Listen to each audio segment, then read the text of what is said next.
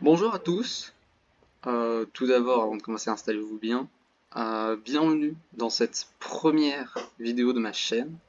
Pour commencer, j'ai envie de faire quelque chose d'un peu original que j'ai jamais vu pour l'instant. J'ai envie de faire un guide, une petite série de vidéos, je pense 2 ou 3 vidéos max, dans lequel je vais vous expliquer comment apprendre à juger soi-même un char. Parce que je tombe sur énormément de personnes qui à chaque fois demandent: tiens, comme ce char, est-ce qu'il est bon? Est-ce que il vaut la peine? Tout ça, tout ça. Je vais vous apprendre à vous-même, euh, comment dire, vous poser les bases, ce qui est bon pour que vous-même vous puissiez juger si un char vaut la peine ou pas. Aujourd'hui, c'est la première partie. Je compte commencer avec le gun et la tourelle aussi également. La deuxième partie sera portée sur le blindage et la mobilité, normalement. À voir s'il y aura une troisième partie, je pense pas. Je vais essayer de tout caser dans la deuxième, si possible. Bon, on va prendre nos petites M41D. On va les check. Donc, premièrement, première partie, le gun. Tout d'abord, on a le poids. Bon, ça, on s'en fout un peu. À savoir que les chars recherchables, quand vous allez rechercher un autre canon, il sera, le canon sera peut-être plus léger, plus lourd. Bon, ça va même pas bouger un poil votre vitesse, donc n'y faites pas attention, le poids vraiment on s'en tape, hein, clairement. Là on peut voir quelque chose d'intéressant, c'est le temps de visée. Le temps de visée c'est quoi? C'est tout simplement le temps que votre cercle vert là, va, va prendre pour passer de sa taille la plus grande à sa taille la plus petite, le plus précis possible. Ça, c'est bon à savoir. Une autre chose à savoir sur le temps de visée, c'est que vous n'allez pas l'attendre à fond. Vous n'allez pas passer 3,4 secondes à attendre, vous allez plutôt passer 3 secondes, et si vous êtes pressé, peut-être 1 seconde et demie. Ça dépend la situation dans laquelle vous êtes, et même parfois pas du tout en fait. Vous pouvez très bien passer et juste tirer sans même prendre le temps de viser, sans prendre le temps de focus. Le temps de focus, c'est le temps de viser. On va encore trouver un autre mot en anglophone pour simplifier notre langage. Et donc le fait de passer et de tirer sans prendre le temps de focus, ça s'appelle un snapshot. Mais franchement, le temps de viser, ça peut changer. Là, on voit quand même que c'est un char très précis. Quand même 3,4 secondes, c'est rare. Ensuite, pour continuer sur la lancée de la précision du char, on a la dispersion à 100 mètres. Dispersion, moi, en tant que nouveau joueur, j'ai pris, enfin, je suis pas un nouveau joueur, hein, mais quand j'ai débarqué, j'ai pris énormément de temps à comprendre ce que c'est que la dispersion. La dispersion, c'est tout simplement la taille de votre cercle, en 0 point, en décimale donc. Euh, une bonne dispersion, c'est entre 0,3 et 0,35. Euh, je pense que c'est une bonne dispersion. Au-dessus de 0,35, c'est... Ouais, bon, c'est bof, ça fait encore le taf, mais quand vous êtes au-dessus de 0,38 on va dire, ça commence à devenir sérieusement mauvais, et malheureusement, à part les équipements ici, vous n'avez pas vraiment de moyen d'améliorer votre dispersion. Pareil pour le temps de visée. Un bon temps de visée, c'est effectivement dans les 3 secondes, c'est excellent. Euh, Au-dessus de 5 secondes, c'est moyen. Au-dessus de 6 ou 7, c'est vraiment pas un bon temps de visée. Mais dites-vous, quand vous êtes en dessous des 4, ça peut aller. Donc sur le point de vue de la précision, on a un bon temps de visée qui est en dessous de 4 secondes, en dessous de 5 secondes, je dirais, et une dispersion en dessous de 0,35. Ensuite, on attaque une notion très importante, les dégâts par minute. PS pour point de structure, j'imagine.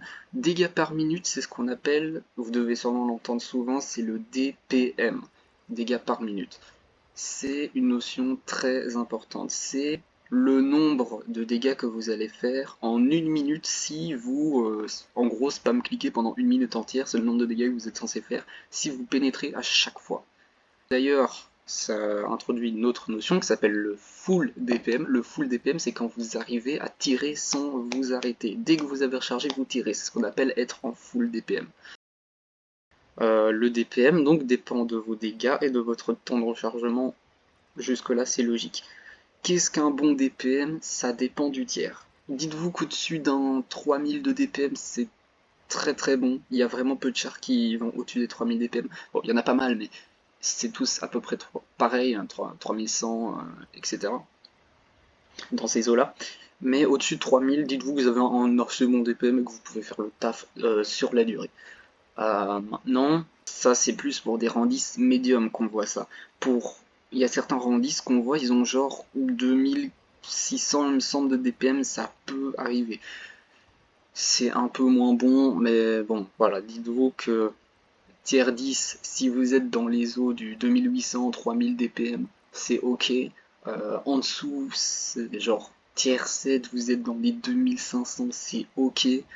Et si vous, genre, je sais pas, si vous jouez low tier, alors, tier 4 ou tier 5, je pense que du 2000 DPM c'est déjà très bon, je pense.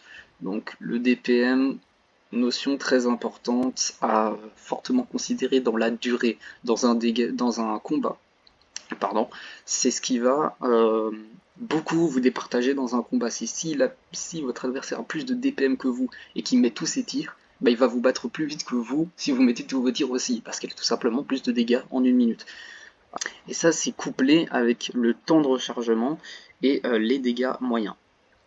Temps de rechargement, bon, c'est pas des idiots, je pense que vous avez deviné, c'est le temps que met votre OU à se recharger. Bon à savoir, contrairement à World of Tanks de base, les munitions, quand vous changez de munitions, vous n'avez pas de délai, ça c'est plutôt cool. Maintenant, si vous jouez à Blitz, vous n'êtes pas censé savoir ça, mais sur Watt, il y a un délai. Voilà, si vous changez d'obus, c'est un peu compliqué. Là, on n'en a pas, donc c'est ok. Là, vous avez un temps de rechargement avec le M41D qui est de 3.5 secondes, c'est extrêmement rapide. Dites-vous que un barillet, un intraclip, donc les obus, pour quand vous dans un barillet, donc vous chargez une série d'obus. Si vous ne le savez pas, c'est si vous êtes nouveau joueur, vous ne savez peut-être pas encore, mais un barillet, c'est donc vous chargez une série d'obus. Vous prenez par exemple 20 secondes pour charger, je sais pas, prenons un AMX 50B. Prenons un AMX 50B. Un AMX 50B, il prend dans la vingtaine de secondes du barillet 23 secondes point 4, voilà. Et temps de rechargement d'un obus, donc entre les obus, vous tirez, en fait vous chargez 4 obus, vous tirez, vous tirez, vous tirez, vous tirez, vous rechargez tout. Vous tirez, vous tirez, vous tirez, vous tirez, vous rechargez tout. Ça c'est le principe d'un barillet. Donc avec mon petit M41D là, on est autour, un peu plus, hein, mais autour d'un intraclip de barillet, ce qui est extrêmement rapide. Toutes les 3.5 secondes, vous mettez un tir. C'est fumé, mais c'est équilibré par l'alpha. Alpha qui est le dégât moyen. Ça aussi, c'est un vocabulaire aussi. Je pense que le vocabulaire est aussi très important à s'appréhender. L'alpha, c'est les dégâts moyens. Trouvez un mot plus rapide pour le dire. Ici, j'ai un alpha de 170.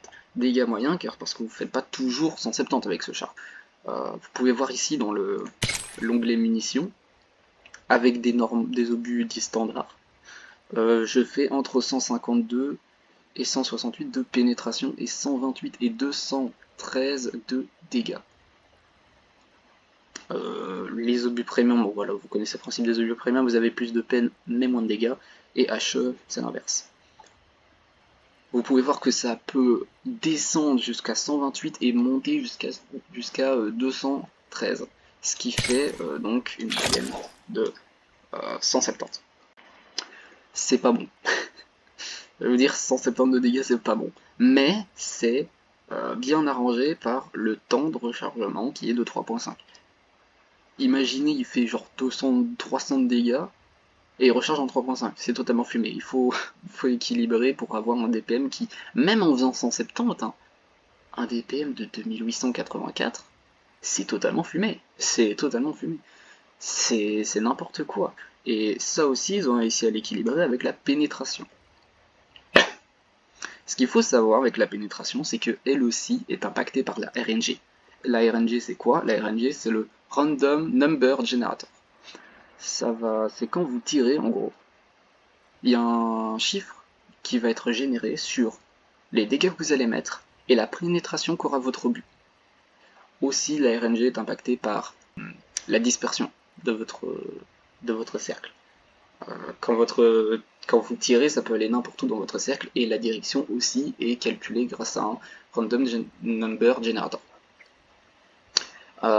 Donc la pénétration, très important à savoir, est aussi impactée par cette RNG. Ici, on a une pénétration moyenne de 160 au perfor en standard, ce qui est pas beaucoup. C'est pas beaucoup, mais quand on switch sur la gold, ça passe direct. Les explosifs, on n'en parle même pas. C'est que dans des cas exceptionnels. On voit que j'ai une pénétration qui oscille entre 152 et 168. Donc, si vous arrivez en face d'un mec et que vous vous dites bah ça va, j'ai une pénétration de 160, donc mon tir y passe, et que vous faites ce qui s'appelle un low roll. Donc un low roll, vous avez roll mais vers le bas, donc vous avez une pénétration qui est moins importante que la normale. Ça s'affecte aussi aux dégâts. Quand vous faites un low roll de dégâts, ça veut dire que vous faites moins de dégâts que vos dégâts moyens. Et quand vous faites un high roll, vous faites des dégâts supérieurs aux dégâts moyens que vous êtes censé faire. Ça s'applique aussi donc à la pénétration. Pénétration, on peut faire des low rolls de pénétration et des high rolls de pénétration. Ce qui fait que si vous arrivez en face de quelqu'un, vous vous dites c'est bon, il a 160 de millimètres parce que je connais ce char par cœur, je connais son blindage par cœur, je sais qu'il a 160, donc je tire, ça passe. Et que vous avez low roll à du 153, ben ça peine pas. Et ça aussi, c'est un facteur à prendre en compte. C'est pour ça que la gold est de plus en plus importante, on va dire, dans le jeu, avec surtout cette vague de chars extrêmement blindés qui sort. Je pense au Minotauro, et avant ça, d'autres chars qui sont sortis qui étaient pas mal blindés. Et oui, donc pour finir, sur le canon, on a la limite de pivot du canon, qui est donc là j'ai un char qui a une tourelle qui peut tourner à 360 degrés à l'horizontale, mais à la verticale, je fais aller mon canon de moins 8 degrés à plus 18 degrés. Le pivot vers le haut en soi, vous en tapez, on s'en fiche. Sauf si vous mettez de manière chelou sur une bosse, mais ça n'arrive jamais. Donc celui qu'il faut le plus regarder, c'est le pivot vers le bas, ce qu'on appelle la dépression du canon, la dépression tout court. On dit tout le temps dépression. Quand on dit j'ai pas assez de dépression, c'est-à-dire que ton canon va pas assez bas pour toucher ta cible.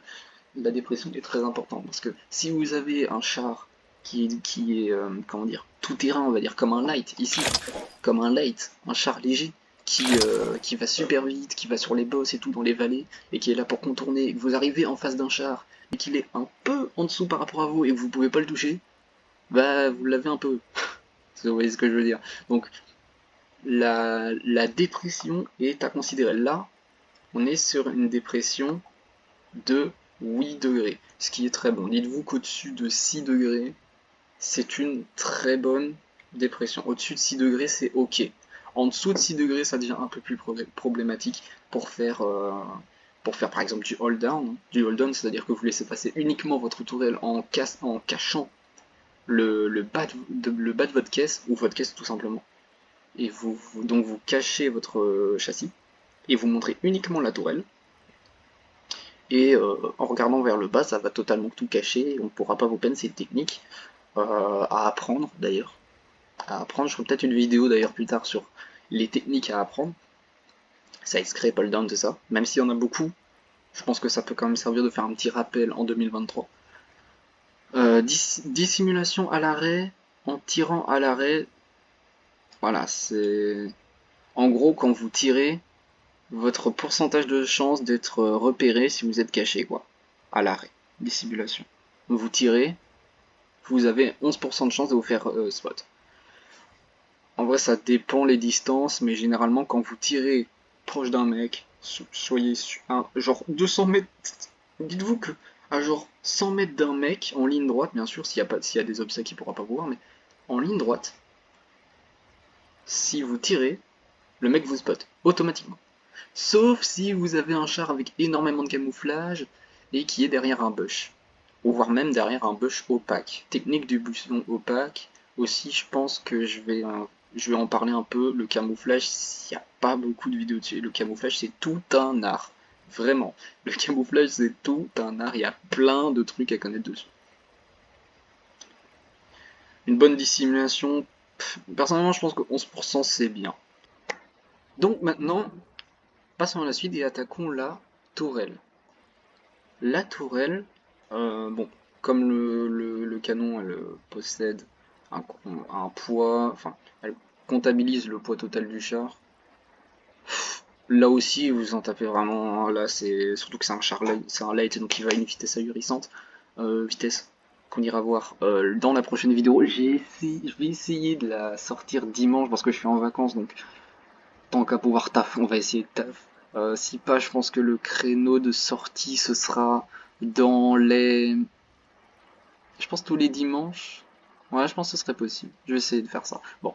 Point de structure. Il faut savoir que la tourelle va impacter vos points de structure. Donc, quand vous êtes sur un char recherchable, euh, rechercher la tourelle suivante va peut-être vous donner plus de PV ou moins de PV. Bon, c'est toujours un truc à savoir, même si c'est littéralement indiqué, je sais pas pourquoi je vous parle de ça, mais bon, blindage principal, encore une fois, attendez la prochaine vidéo pour voir. Ensuite, vitesse de rotation de la tourelle. On a la vitesse de rotation de la tourelle qui, là vous vous dites, ah ouais, mais ça doit être vachement important quand même, savoir à quelle vitesse tourne la tourelle si jamais il y a un ennemi qui vous contourne et tout. En vrai, oui, mais non. Pourquoi? Tout simplement, la vitesse de rotation, effectivement, je vous mettrai des extraits, hein. La vitesse de rotation de la tourelle est importante. Imaginez, vous vous rendez compte qu'il y a un ennemi sur votre flanc, vous tournez votre tourelle, vous tirez. Sauf que, sauf que, si là, vous êtes, imaginons que vous êtes tout seul, ok, si vous êtes en 1v1 déjà et que vous voyez un mec qui vous contourne, vous pouvez pas faire ce que je vais dire, mais si vous voyez un mec qui passe à côté de vous et que vous vous contentez de rester bien droit et de tourner la tourelle, vous irez beaucoup moins vite que si vous tournez le châssis en même temps. Quand vous voyez quelqu'un, par exemple, passer sur votre gauche, tournez votre châssis en même temps que votre tourelle. Et c'est bête, hein, mais il y a plein de nouveaux joueurs qui font ce genre d'erreur. Ils restent tout droit, comme ça, à regarder le mur, et ils tournent juste leur tourelle. Alors que déjà, en étant de face, techniquement, tu gardes un meilleur blindage pour faire ricocher ou juste pas, ou juste que ça bounce, donc que ça ne pénètre pas. Bounce, ça veut dire ne pas pénétrer. Il y a une différence entre bounce et ricochet que je vais expliquer dans le prochain épisode, vous inquiétez pas. Mais donc, tourner le châssis en même temps, ça vous aide énormément. Vous gagnez beaucoup plus. Là, je suis à une vitesse de rotation de la tourelle de 60 degrés. Je vais aller check vite fait. On a une vitesse de rotation de la caisse de 74 degrés. Donc, imaginez qu'il y a un mec qui soit à 90 degrés à moi. Si je tourne ma tourelle en même temps que ma caisse, je vais pouvoir le regarder. Je vais passer de position tout droit à tout à gauche en une seconde chrono, même pas, même pas, moins que ça. Donc, certes c'est important, mais cumulé à la vitesse de rotation, c'est encore mieux. Mais ça, bien sûr, étant donné que c'est une tourelle, ça ne touche que les chars qui ont une tourelle. Contrairement à certains chars comme les chasseurs de chars, certains chasseurs de chars, certains ont des tourelles, d'autres pas. Mais ceux qui n'ont pas de tourelle n'ont donc pas ça et doivent uniquement se fier à la rotation de leur châssis qui est un gros poids. Ensuite, on a la portée de vue. Portée de vue, comme vous vous en doutez, si un mec se trouve entre 0 et 200, ici 264 mètres de moi, dans une ligne droite, je vais le spot. le camouflage est énormément influencé par beaucoup de facteurs, que ce soit votre portée de vue, le camouflage du mec, s'il est derrière un buisson, s'il est derrière un buisson opaque, s'il a certaines provisions ou équipements qui changent, s'il y a des obstacles aussi, s'il est derrière une maison à je sais pas, 60 mètres, vous le verrez pas. Vous le verrez pas. Il y a aussi le proxy spot. Je vais en parler, tout ça, plus tard dans une prochaine vidéo, mais c'est pas le sujet. Pour l'instant, vous devez juste savoir qu'une portée de vue de genre, je sais pas, là c'est un light, on a 264, c'est monstrueux, mais si on passe sur un char de recette un peu plus, comment dire, standard, lui par exemple, on va regarder un coup, on passe sur une portée de vue de 264 aussi. Et lui, de 266. Bon, dites-vous que, en fait, non, je dis n'importe quoi, que c'est pas du tout monstrueux. C'est pas du tout monstrueux, c'est la portée de vue normale. Donc, dites-vous si vous êtes au-dessus de 200 mètres. En soi, le spot, vous vous en foutez, ça dépend de votre rôle. Après, si vous êtes en light, le spot, oui, oui, ça va vous intéresser pour avoir de l'assist. Si pas, non. À part dans des situations critiques de 1v1 ou tourner autour de la map pour vous chercher, ça ne sert pas à grand chose de savoir ça. Mais c'est important, effectivement, la portée de vue. Le camouflage, c'est tout un art. Comme je l'ai déjà dit, voilà, limite de pivot du canon, on a toujours la limite de pivot du canon. J'ai oublié de préciser une vitesse de rotation de tourelle, oui, de 60 secondes, c'est effectivement extrêmement rapide. C'est très très rapide. Imaginez en une seconde, vous faites, euh, vous faites un sixième d'un tour complet. Ça veut dire que ça vous prend 6 secondes pour faire un tour complet. C'est extrêmement rapide. Prenez un char lourd du même rang, si j'en ai un. Regardez, on a une vitesse de rotation de 30 degrés, 29. C'est beaucoup beaucoup moins rapide. Beaucoup moins rapide. Sur ce, s'achève déjà la première vidéo. Ah, et mon compte premium. La première vidéo. La prochaine donc va donc parler de la mobilité et du blindage. Je vous filerai des sites, et ça va vous intéresser par contre. Je vous filerai des sites pour voir. Bon, il y a une contrepartie, mais vous allez voir. Sur ce, c'est la première outro de ma vie, je ne sais pas comment terminer cette vidéo. À la prochaine vidéo, portez-vous bien.